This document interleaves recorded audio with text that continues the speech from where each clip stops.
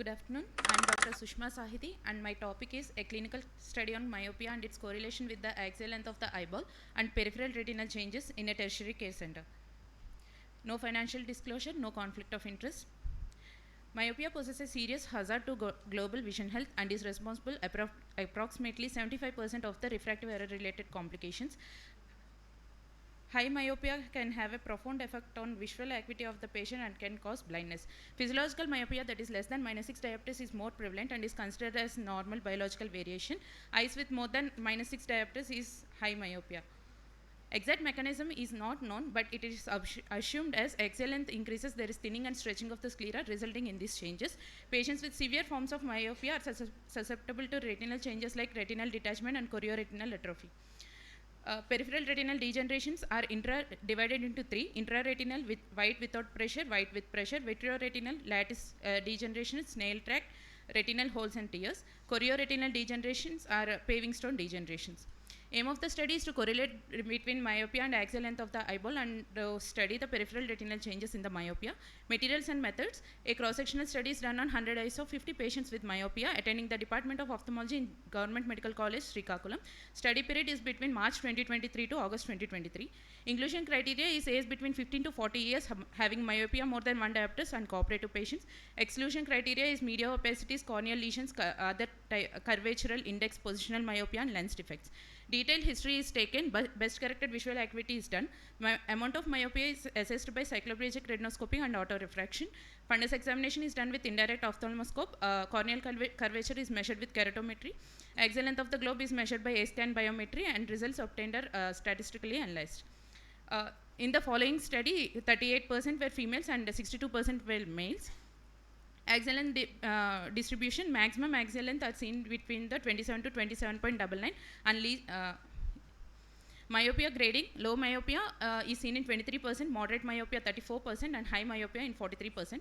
This is a correlation of myopia with the axial length, where in low myopia maximum of the axial lengths are in the lower side, and in high myopia they are at the higher side. Peripheral retinal changes in relation to the axial lengths: in the following axial lengths are divided into three groups, and lattice degeneration,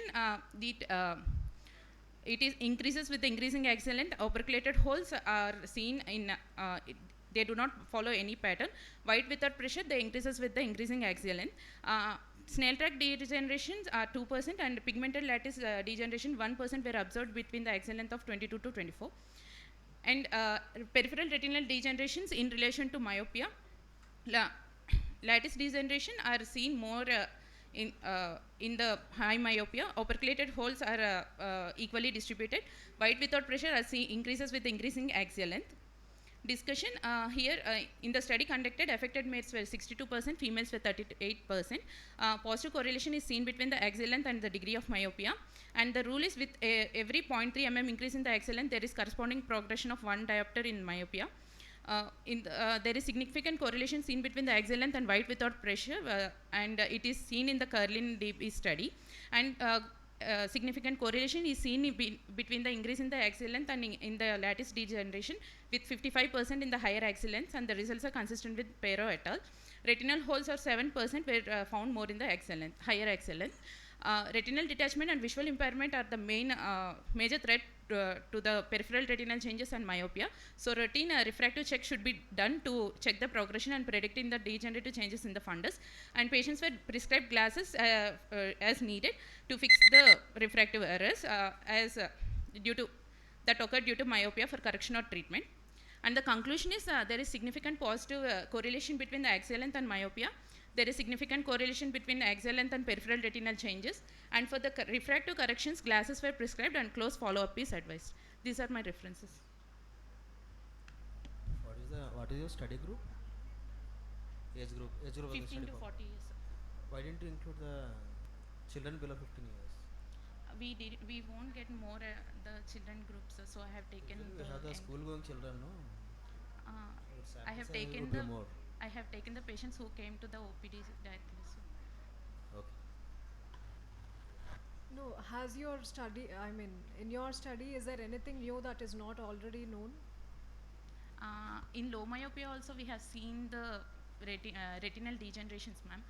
In some of the cases, we have seen operculated holes also in. So with higher the axial length, more the changes, there is correlation. So is there anything new? Can you tell us one point that has added value in practically?